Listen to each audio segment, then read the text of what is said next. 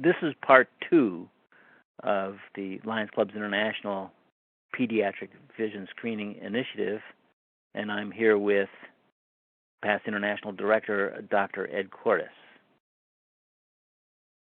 Well, hi again, everyone. Thanks for joining us in part 2. In part 1, we discussed the formation of Lions KidSight USA and some of our objectives for providing vision screening services to kids between the ages of 6 months and 6 years, with the primary goal of detecting the risk factors for amblyopia. So what is amblyopia anyway? Amblyopia, otherwise known as lazy eye, is decreased vision in one eye that is uncorrectable relative to the other. So, for instance, a child may have one eye that sees 20/20 or very close to it, but then when you go to test the other eye, you find out that the vision in that eye is significantly reduced. It might be 20/40, it might be 20/100, it might be 20/400, whatever. The point is that one eye is a relatively good eye and the other eye is a relatively poor eye, and that poor eye is not correctable with glasses.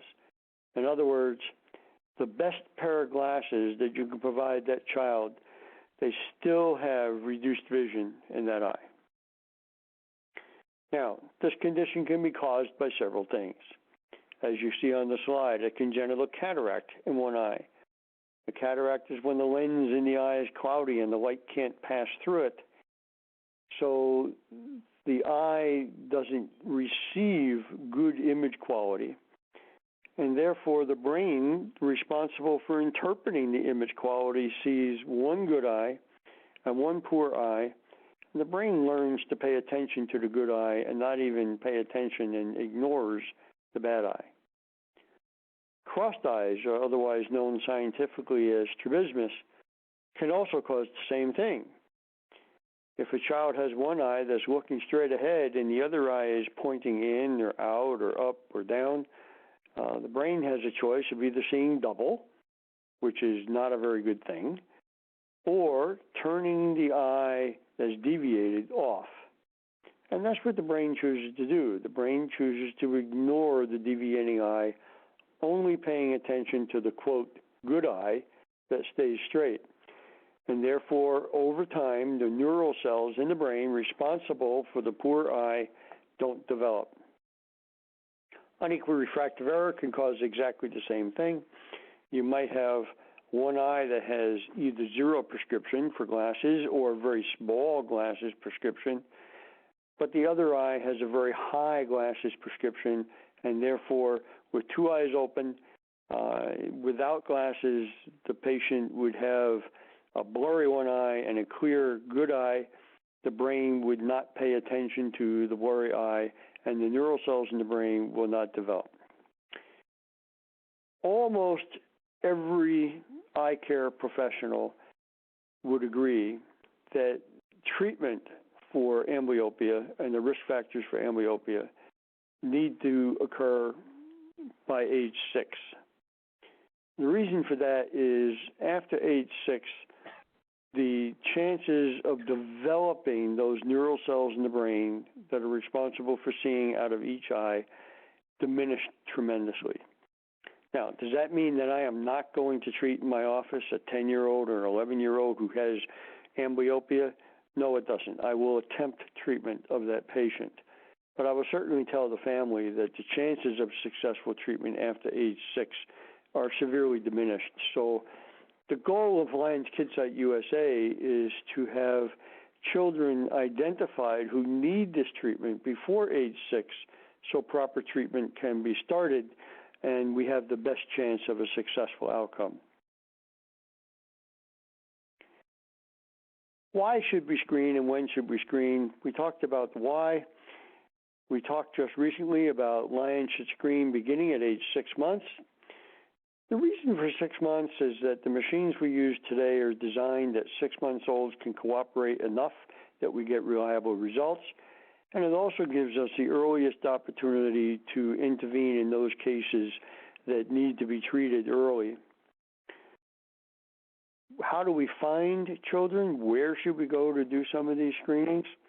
Well, daycare centers, nursery schools, Sunday schools, synagogue schools, any place where children congregate with an executive administrator or agency in charge of them is a great place, because you can go to the administrators of the agency and talk to them about reaching out and providing the screening services for the children they're responsible for, and then they can also help you with things like follow-up and so on. We'll talk about a little bit later. School screenings are certainly the gold standard, if you will.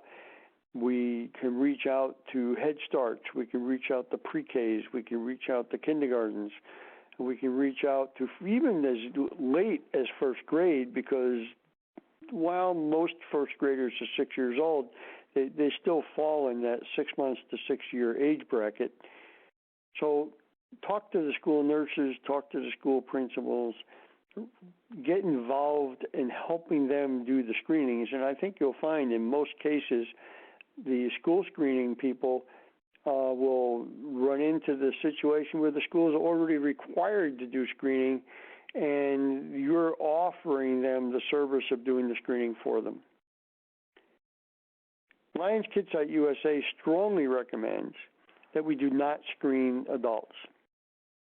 The reason for that is that the screening procedures that we're recommending and the instruments that we use to do children's vision screening are designed to detect the risk factors that children have for vision problems.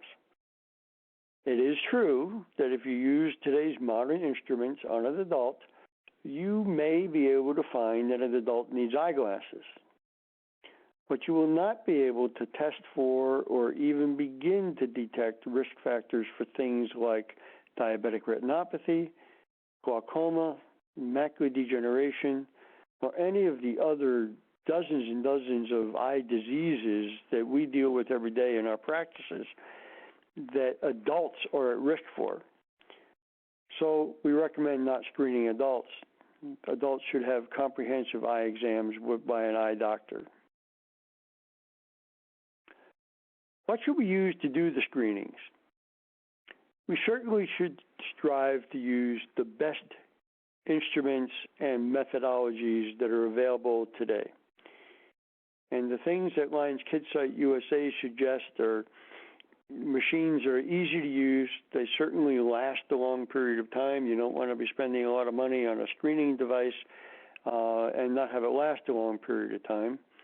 Modern machinery uses binocular testing. That means that it tests each eye simultaneously with one reading, so it can compare the results from eye to eye and highlight whether there's a need for treatment. And the results are provided on site immediately.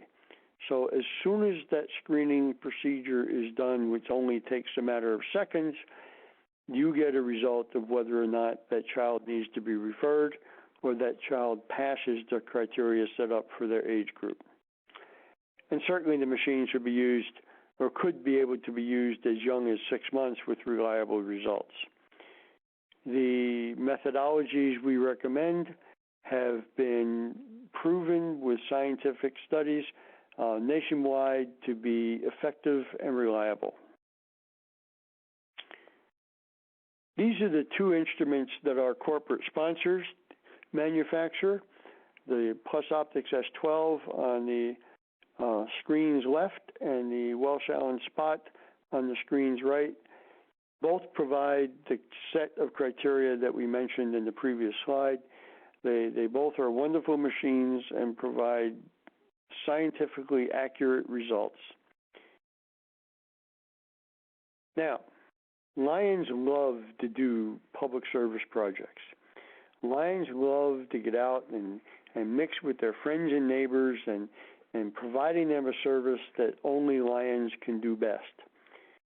But unfortunately, along with any effective program of service, there comes that administrative side that we all need to do. And Lions KidSight USA and Children's Vision Screening is no different. So there are some forms that you need to be aware of and utilize in your screening procedures.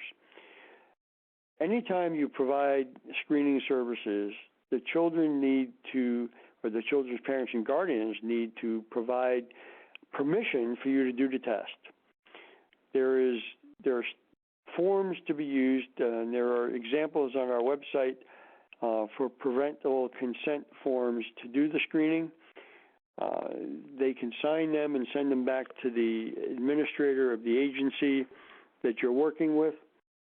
There are some times when maybe the agency has the parents and guardians sign a blanket permission form for anything that the agency does throughout the year, but I would still recommend that a screening form, a screening parental permission form be sent home to the parents so that they can acknowledge that their child is going to be screened.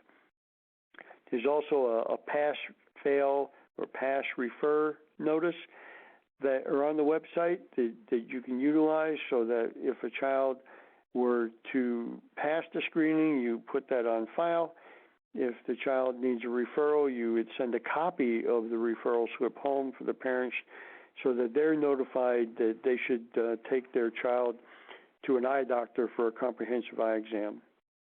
The screening report is just something that the machine prints out that you can provide to the parents for them to bring to the eye doctor when there's a referral, so the eye doctor knows why the child was referred. You'll see up there we have opt-out checkbox for permission to follow up. Lions KidSight USA believes very strongly that a screening is not completed as soon as you identify whether a child passed or fails. A screening is really completed when you call the parent or guardian back, let's say a month to 8 weeks later, and say, you know, your child was highlighted as someone who needed a referral to an eye doctor for further evaluation. We wondered if that were done yet. We find that if we make those phone calls and reach out to the parents and guardians and ask them to be sure that their child is receiving the proper care after a referral, that the follow-through is a lot better and also gives you an opportunity to collect the data on the number of parents who actually really do follow through. The problem is that you need permission to make that phone call. So we recommend that on the parental consent to screen forms, there be a statement that says that you are going to call them 4 to 8 weeks after the screening to find out if they went to the doctor, if a referral was needed, and then have a checkbox that if they check the checkbox, they opt out of that phone call, and therefore you will not call them. But if they don't check that checkbox, they are implicitly giving you permission to call them. That ensures that we meet all the modern HIPAA requirements, and it also opens up a communication conduit between the screening process and the patient's family. When you're setting all of this up, you're talking to the various agencies you want to screen, you're talking with the Lions Clubs who are going to do the screening, you're deciding on the parental consent forms and so on. We have found that it is most useful to have someone in the district that is in charge of the program. Someone who helps coordinate all of that, someone who helps ensure that everyone's on the same page and following through with all the same procedures and meeting the same standards. It also gives you a central location to collect all the data. And the kind of data we're looking for is, the age of the child that you screened, the number of children that were screened, whether the number of referrals that took place during a particular screening, and then 4 to 8 weeks later, how many of those referrals actually followed through and went to the doctor. Have a plan when you start a screening program. Just don't start something and say, oh, I'm going to go out with the camera and screen 100 kids tomorrow. Don't start something you can't finish. Be sure that you have a referral system in place. Be sure you have a method set up in advance on how you're going to follow up on those children who need referral. That may, in fact, be the administrator of the agency that you've been working with. Or it may be a lion in your club assigned to do the follow-up calls. But have a plan in place on how that's going to work. Go around and meet with the different eye care providers, optometrists and ophthalmologists in your communities who are going to eventually see the patients that you're referring. Talk to them about the vision screening process and what you're doing. Show them the machines. Show them an example of the printouts that they may see when the parents bring the children in, and explain to them what's happening. Work out a program to assist those parents who need financial help in advance. Children are going to need eyeglasses, and some parents will have insurance, and some parents will have the financial ability to pay for that, and some families will not. That's where Lions clubs and site conservation committees, or however your local area does it, can help out so that the families that need financial help know where to go in advance to get that help. On the slide, it mentions state prison systems for fabrication labs. There are some states in the United States that utilize prisons to fabricate or manufacture custom-made prescription eyeglasses. Certainly check that out as a possibility in your area. That will dramatically vary state to state. So in summary, we want to screen children to find conditions that we need help correct. We know that we have to catch many conditions before age 6, and we know that with modern technology, most children at 6 months can cooperate to do the screening. So our target age is 6 months to 6 years. Be certain that you have a way for parents to follow through. Be certain that there's a network of eye doctors that are willing to see the patients. Follow up with the parents of children who needed to be referred to be sure that those referrals actually took place. But also, look at the excitement that's generated in your club by these screenings that you're doing. Lions get excited about this. It's the kind of thing that's direct, hands-on, eyeball to eyeball, if you will, service. Lions are excited about it. Use that excitement to talk to the public. Invite the parents into your club meetings. Invite the teachers into your club meetings. Show them the kind of things that Lions are doing. With proper publicity and proper